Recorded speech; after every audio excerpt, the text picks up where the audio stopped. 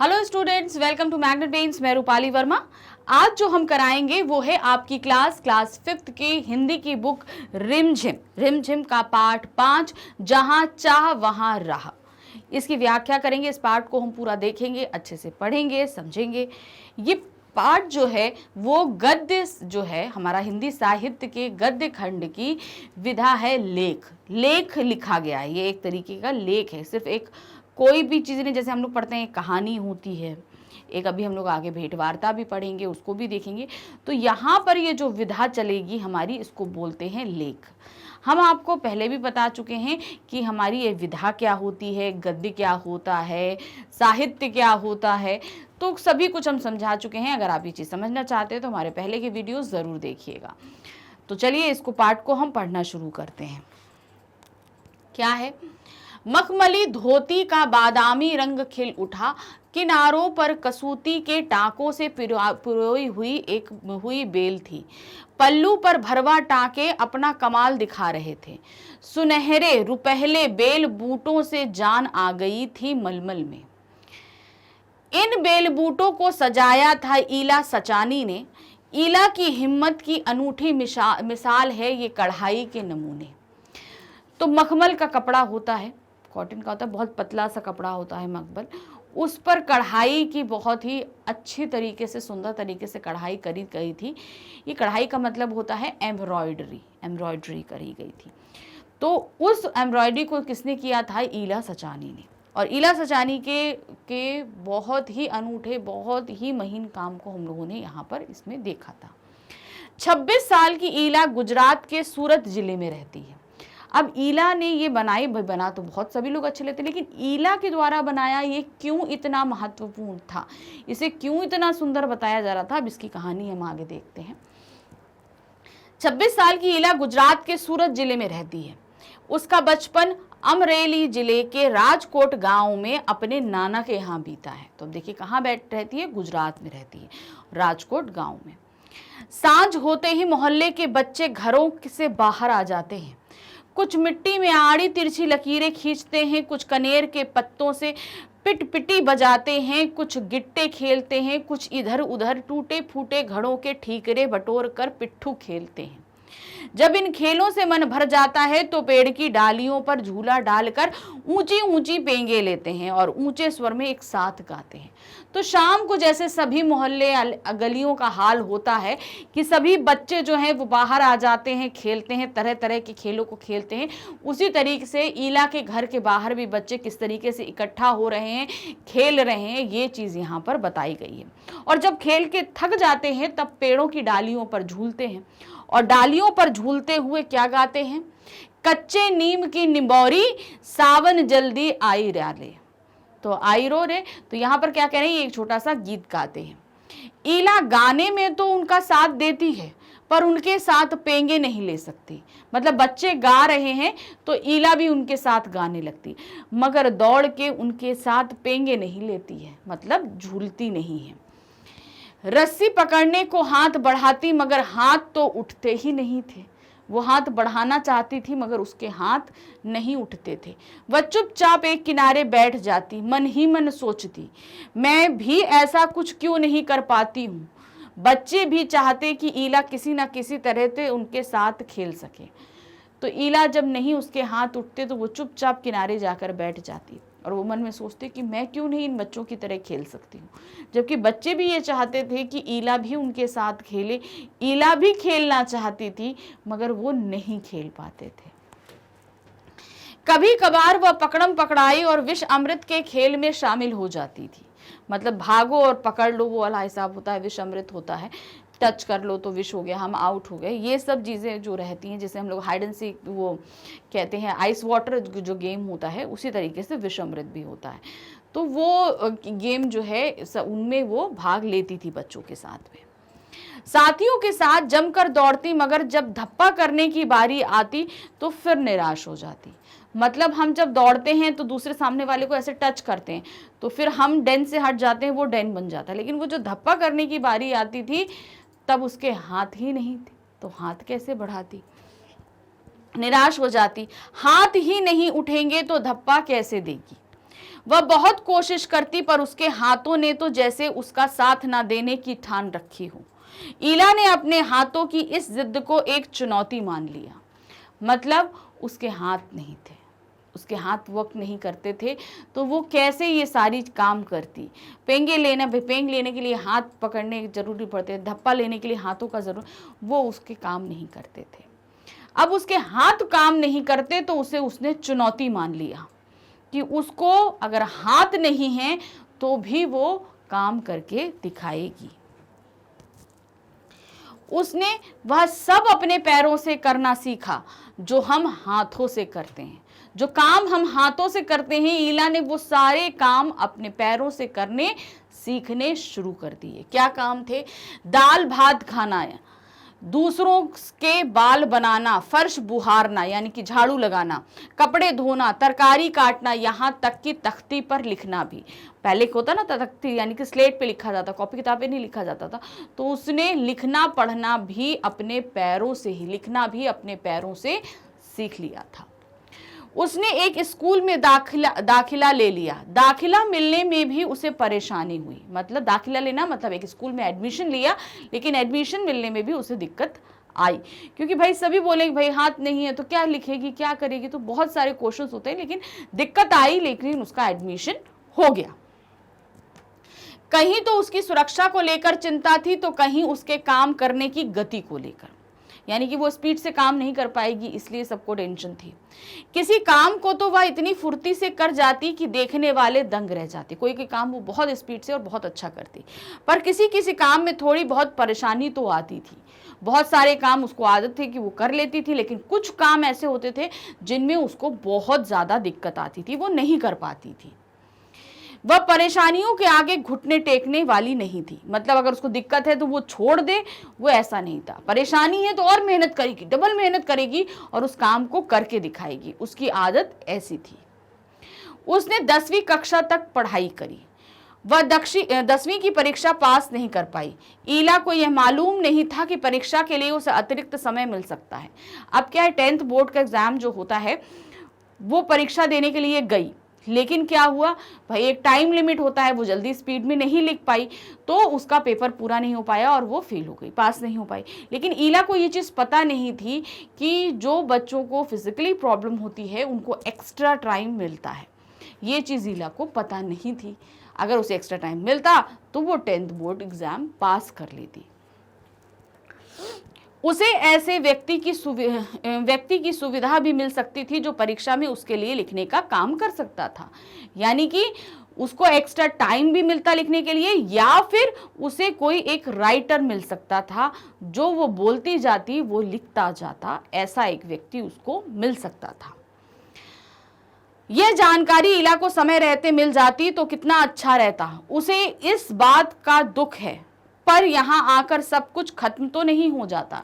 उसे तकलीफ जरूर है कि वो पास नहीं कर पाई, लेकिन यहाँ पर उसके लिए सब कुछ खत्म नहीं हुआ। उसकी माँ और दादी कशीदाकारी करती थी। उसकी माँ और दादी कशीदाकारी का मतलब सिलाई बुनाई का काम, मतलब कढ़ाई का जो काम होता है वो करती थी। वह उन्हें सुई में रेशम पिरोने से लेकर बूटियां उकेरते हुए देखती थी। ना जाने कब उसने कशीदाकारी करने की ठान ली। उसने भी कहा कि अब हम भी जो है वो कढ़ाई करेंगे, यानी कि हम भी एम्ब्रॉयडरी करेंगे। यहाँ भी उसने अपने पैरों के अंगूठों का सहारा लिया। जैसे हर काम लिखने के लिए भी वो पैर के अंगूठों से पेन को पकड़ती थी, उसी तरह उसने सुई भी पैरों के अंगूठों से पकड़ी और जो है कशीदाकारी करनी शुरू करी। दोनों अंगूठों के बीच सुई थामकर कच्चा रेशम पिरोना कोई आसान काम नहीं था, पर कहते हैं ना, जहां चाह वहां रहा। उसके विश्वास और धैर्य ने कुदरत को भी झुठला दिया। तो अब क्या था, परेशानी जरूर थी, लेकिन उसने तब भी वो काम सीखा। यानी कि जहां हम चाहेंगे वहां हमें राह मिल ही जाएगी। कहने का तात्पर्य होता है कि अगर हम चाहते हैं कि ये काम हम करें तो अगर मुश्किल भी होगा तो भी हम कर ले जाएंगे। अब देखिए, पैर के दो अंगूठों के बीच पतली सी सुई पकड़ना और उसमें रेशम का धागा डालना बहुत मुश्किल होता है, लेकिन उसने वो काम भी कर दिखाया। 15-16 साल की होते होते ईला काठियावाड़ी कशीदाकारी में माहिर हो चुकी थी। काठियावाड़ी कशीदाकारी एक तरीके की कशीदाकारी होती है, तो वो उसमें बहुत ही अच्छा कार्य करने लगी थी। किस वस्तु पर किस तरह के नमूने बनाए जाए, कौन से रंगों से नमूना खिल उठेगा और टांके कौन से लगे, यह सब वह समझ गई थी। एक समय ऐसा भी आया, अब उसके द्वारा काढ़े गए परिधानों की प्रदर्शनी लगने लगी। इन परिधानों में काठियावाड़ के साथ साथ लखनऊ और बंगाल भी झलक रहा था। तो उसने बहुत ही जल्दी जो है कशीदाकारी सीख भी ली काठियावाड़ी। उसके बाद रंगों का मेल, उस पे कौन सी डिज़ाइन अच्छी लगेगी, कैसी एम्ब्रॉयडरी अच्छी लगेगी, सभी कुछ वो करने लगी। धीरे धीरे उसके द्वारा काढ़े गए वस्त्रों की प्रदर्शनी यानी एग्जीबिशन भी लगने लगी, और इन एग्जीबिशन में सिर्फ काठियावाड़ के ही नमूने नहीं, लखनऊ और बंगाल की कशीदाकारी के भी नमूने उसके द्वारा किए हुए वहां पर प्रदर्शित होते थे।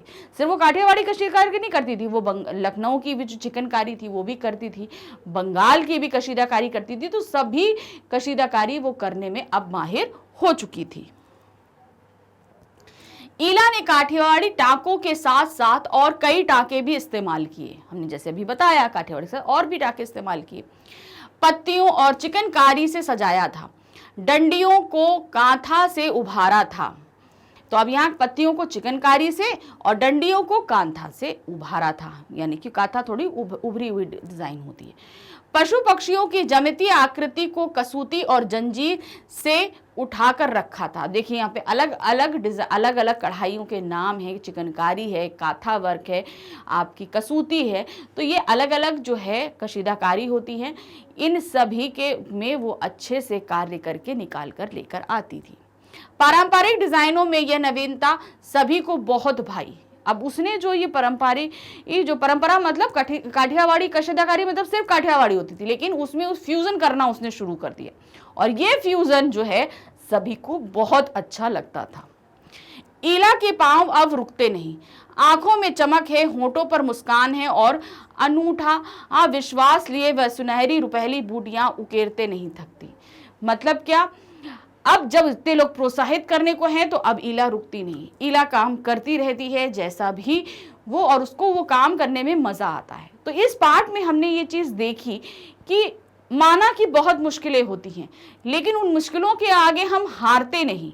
अगर हमने मन में ठान ली कोई चीज तो हम उसको कर सकते हैं। तो उसी तरीके से हमें भी अपने मन में चीजों को ठानना चाहिए। कोई मुश्किल आए तो ऐसा नहीं कि हम नहीं कर पाएंगे, हमें ऐसा बिल्कुल भी नहीं करना चाहिए। देखिए, जिस लड़की के हाथ नहीं थे उस लड़की ने सब कुछ पैरों से करना सीख लिया। हमारे पास तो हमें भगवान ने सब कुछ दिया है, तो बस हमें जो अपने अंदर लेकर आनी है हिम्मत, दृढ़ संकल्प, निश्चय, ये फीलिंग्स लेकर आनी है, तो हम हर एक मुश्किल काम को कर सकते हैं। बाकी हमारे सपोर्ट के लिए हमारी फैमिली, प्यारी फैमिली तो हमारे साथ में रहती ही है। तो बिल्कुल ऐसा काम करिए जिससे मम्मा पापा को प्राउड फील कराइए। तो अब इसी पार्ट में हमारे पास में आगे एक छोटा सा और एक कहानी दी गई है, वो है बात का सफर। हम इसको पढ़ते हैं कि इस कहानी में हमारे अंदर क्या दिया गया है। तो ध्यान रखना है कि हमारी जो पार्ट था जहाँ चाह वहाँ राह हमने खत्म की। इसी के आगे छोटी सी कहानी है, अब उसको देखेंगे क्या है। वेब कैमरा, कम्युनिकेटर, कबूतर, इंटरनेट, पोस्ट कार्ड, हरकारा, संकेत भाषा, कुरियर, टेक्स्ट मैसेज, ईमेल, इन लंबी सूची में और क्या जोड़ा जा सकता है, इन सभी में क्या समानता है।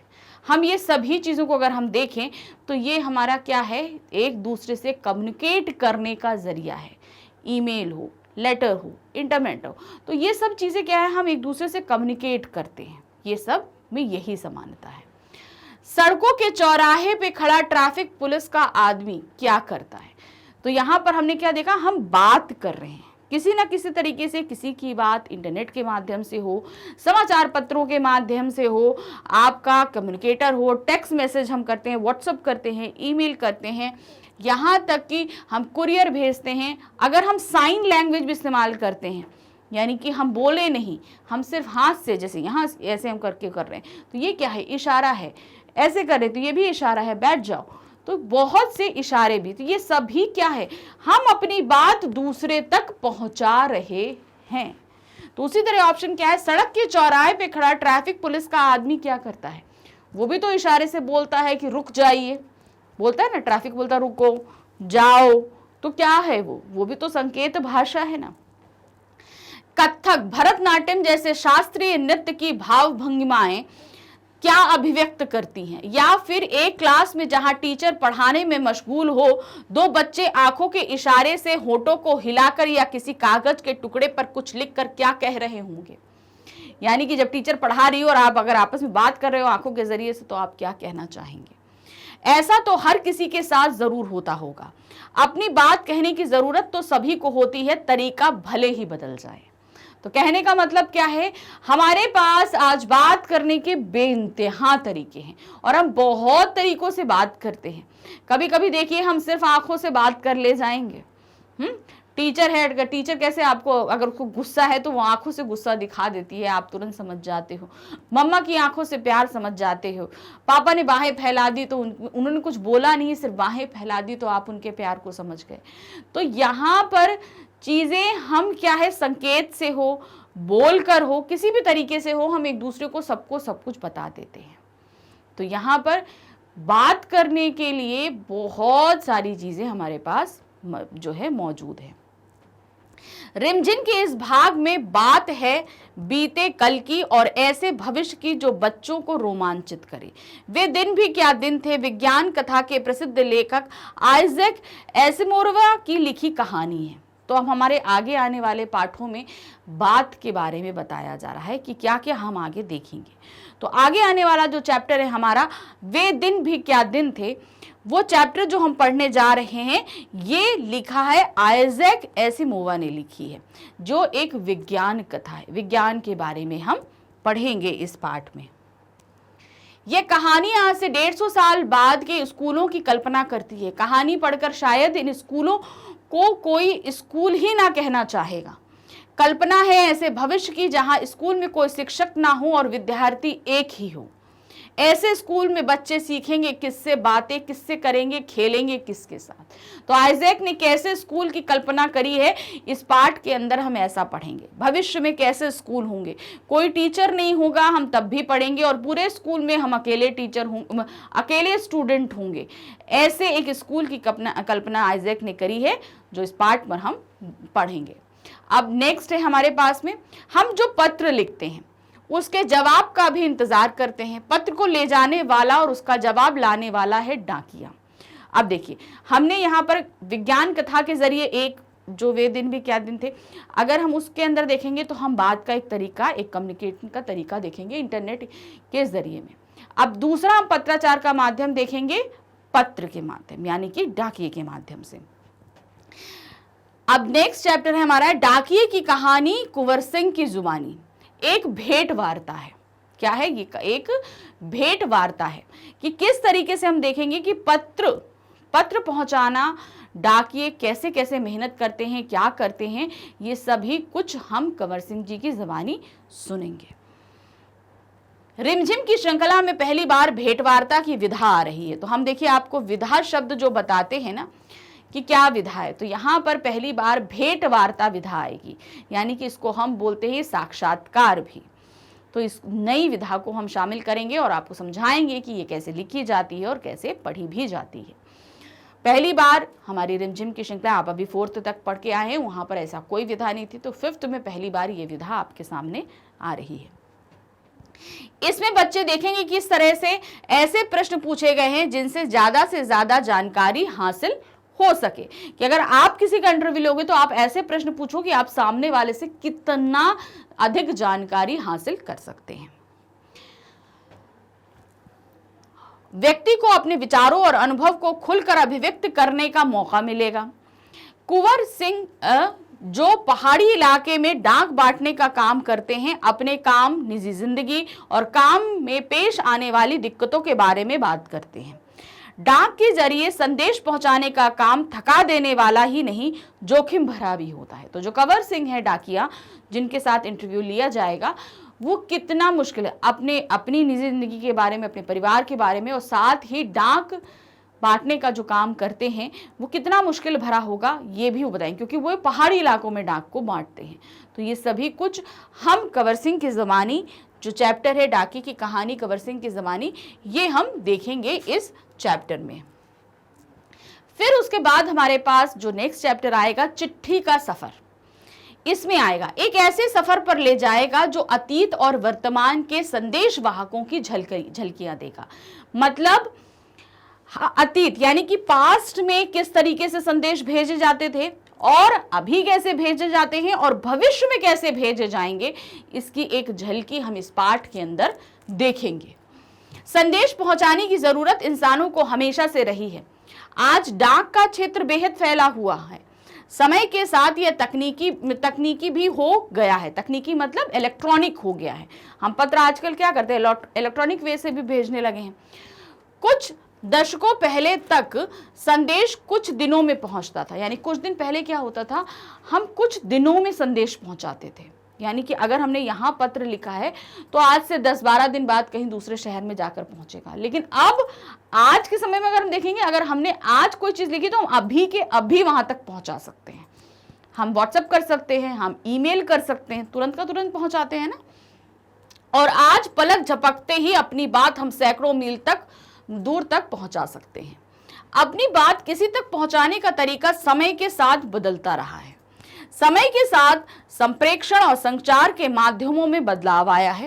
इन माध्यमों का इस्तेमाल अलग अलग उद्देश्यों के लिए समाज के विभिन्न वर्गों के लिए होता है। यानी कि जैसे जैसे समय बढ़ता है हम तरीकों में जो है सुधार लाते हैं। बहुत सारे तरीके बढ़ते चले जाते हैं। हम पहले जहां दिनों में पहुंचा रहे थे, आज हम सेकंड्स में अपनी बात दूसरों सैकड़ों मील तक पहुंचा देते हैं जाके, और बहुत सारे लोगों तक एक साथ भी पहुंचा देते हैं, ये करते हैं। तो जैसे जैसे समय आगे बढ़ता जा रहा है, हम प्राप्त करना यानी कि समाचार प्राप्त करना और समाचार भेजना, अपनी बात को कहना, हमारे तरीके बदलते जा रहे हैं। नए नए कम्युनिकेशन के तरीके आते चले जा रहे हैं। तो इस पाठ में हम चिट्ठी के सफर में हम यही सारी चीजें पढ़ेंगे। तो हमने बात के सफर में देखा कि किस तरीके से आगे आने वाले 3 पाठों में हम बहुत सी नई चीजें सीखने वाले हैं। तो बिल्कुल तैयार रहिएगा, आगे वाले पाठों में हम ये देखेंगे। अब आगे जो पाठ है दूसरा एक और है, एक माँ की बेबसी। चिट्ठी के सफर के बाद जो हमारा और एक पाठ आएगा वो है एक माँ की बेबसी। मन को छू लेने वाली कविता है। कविता पाठक को किस तरह से प्रभावित करती है, यह पाठक के अनुभव पर निर्भर करेगा। यह कविता एक ऐसे बच्चे के बारे में है जो बोल नहीं सकता। गली मोहल्ले के बच्चों के लिए वह अजूबा था। बातचीत के जरिए हम दूसरों को समझ और जान पाते हैं। संवाद ना होने पर वह दूसरा हमारे लिए अनजाना बना रहता है। पर मौखिक बातचीत के अलावा भी दूसरों के भावों को समझने के कई तरीके हो सकते हैं। तो इस कविता में हम एक बच्चे की कहानी कविता में देखेंगे। ऐसे बच्चे के बारे में सुनेंगे जो बोल नहीं सकता। वो गली मोहल्लों के लिए अजूबा है क्योंकि वो उनके साथ कम्युनिकेट नहीं कर सकता। लेकिन अगर कोई बोल नहीं सकता तो क्या हम उनके मन के भावों को नहीं जान सकते, समझ नहीं सकते? हम बिल्कुल समझ सकते हैं। ऐसे बहुत सी चीज़ें होती हैं। बड़ा व्यक्ति है, बोल नहीं सकता। आप सोचिए, सपोज करिए एक छोटा सा बच्चा जो 6 महीने तक का बच्चा है, बोल नहीं सकता, लेकिन हम उसके हाव भाव हर चीज़ों से समझ जाते हैं कि उसको क्या तकलीफ है। तो उसी तरीके से हम भावों से, इशारों से चीज़ों को समझ सकते हैं। तो इस कविता में हम देखेंगे ये चीज़ कि इशारों से और हम स्पर्श से चीज़ों को कैसे समझते हैं। अब हमारे पास में जो हम यहाँ पर देख रहे हैं, एक पत्र हमारे पास में है। देखिए, इस पत्र को लिखने की विधि भी क्या है, हमने सभी कुछ हम यहाँ पर देखेंगे। तो देखिए, हम पढ़ना शुरू करते हैं, फिर इसके बारे में एक्सप्लेन भी करेंगे आपको। क्या है? बफलो, न्यूयॉर्क, 20 मार्च 1995। प्रिय नित्या, तुम्हारा 17 जनवरी का पत्र मिला। तुम प्रतियोगिताओं में भाग ले रही हो, ये पढ़कर बड़ा अच्छा लगा। लेकिन एक बात ध्यान में रखना, जीतने पर घमंड से बचना और प्रथम आने पर मन छोटा मत करना। यानी कि प्रथम अगर फर्स्ट नहीं आओ तो अपने आप को लो फील मत करना। जीत महत्वपूर्ण है, लेकिन अपनी पूरी क्षमता से प्रतियोगिता में भाग लेना भी अपने आप में एक उपलब्धि है। तुमने सेंट्स एंड डॉलर की फरमाइश की है। जरूर लाऊंगा, लेकिन मेरा ख्याल है कि घर में अमेरिकी सिक्के तथा नोट होने चाहिए। अस्मी का दाखिला तुम्हारे स्कूल में हो गया है, ये अच्छा हुआ। अब तुम्हें एक दूसरे से भिड़त और स्नेह का आदान प्रदान करने के लिए शाम का इंतजार नहीं करना पड़ेगा। अस्मिता का अंग्रेजी लहजे में बोलने का शौक बुरा नहीं, बस एहतियात ये रखो कि हिंदी बोलो तो हिंदी, अंग्रेजी बोलो तो अंग्रेजी। हर वाक्य में दो भाषाओं की खिचड़ी अध कचरेपन की निशानी है। सिर्फ यदा कदा तालमेल होना चाहिए। यहाँ बर्फ पिघल गई है, बसंत आने को है। बसंत के स्वागत में कौन सा राग गाते हैं मैं नहीं जानता। अस्मिता को आशीर्वाद, सा स्नेह नरेंद्रनाथ। तो यहाँ पर एक चाचा ने अपनी भतीजी को पत्र लिखा हुआ है, साथ ही ये चीज़ उसको बताई है कि तुम्हारे स्कूल में कंपटीशन होने वाला है, उसमें पार्ट लो। अगर तुम जीत जाओ तो घमंड नहीं करना, और अगर हार जाओ, फर्स्ट नहीं आओ, तो अपने आप को लो फील नहीं करना कि हम नहीं आए। ज़रूरी क्या है कि हम पूरे जोश खरोश से प्रतियोगिता में भाग ले रहे हैं।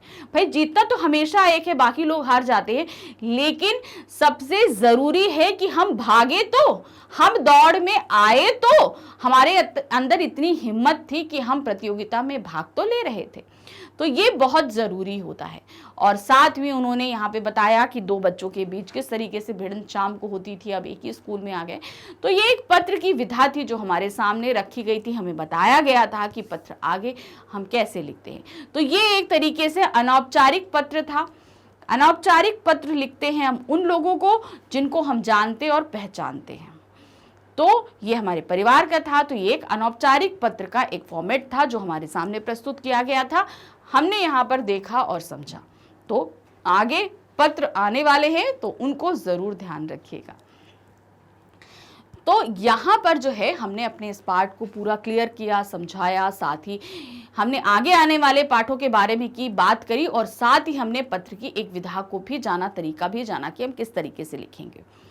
आप अगर आगे आने वाले पाठों के बारे में जानना चाहेंगे, उसके वीडियोस कहाँ आएंगे या पहले जो आ चुके हैं उन्हें कहाँ देखेंगे, तो उसके लिए आपको आना होगा हमारे चैनल magnetspain.com पे। जब आप यहाँ पर आएंगे तो यहाँ पर आपको अपनी क्लास सिलेक्ट करनी है। आपकी क्लास है 5th। आप यहाँ इसको जैसे ही सिलेक्ट करेंगे, आपके सामने यहाँ पर 5th में पढ़ाए जाने वाले सभी सब्जेक्ट्स आ जाएंगे। तो आप सबसे पहले हिंदी सिलेक्ट करेंगे, जहाँ वॉच नाउ लिखा है उसे क्लिक करेंगे, और क्लिक करते ही आपके सामने में हिंदी की हमारी बुक रिमझिम की पूरी प्लेलिस्ट होगी। जो भी पाठ आप पढ़ना चाहते हैं उसे सिलेक्ट करिए। सिलेक्ट करते ही उसके सामने जैसे आप क्लिक करेंगे, उसमें हमने जो टॉपिक्स पढ़ाए हैं वो आपके सामने होंगे। तो जो टॉपिक पढ़ना चाहते हैं उसे क्लिक करिए, और क्लिक करते ही आपका वीडियो स्टार्ट हो जाएगा। वीडियो देखिए, अपने सभी डाउट्स को क्लियर कीजिए, लेकिन साथ ही हमारे चैनल को लाइक, सब्सक्राइब, शेयर करना बिल्कुल नहीं भूलिएगा। Thank you for watching. Bye bye.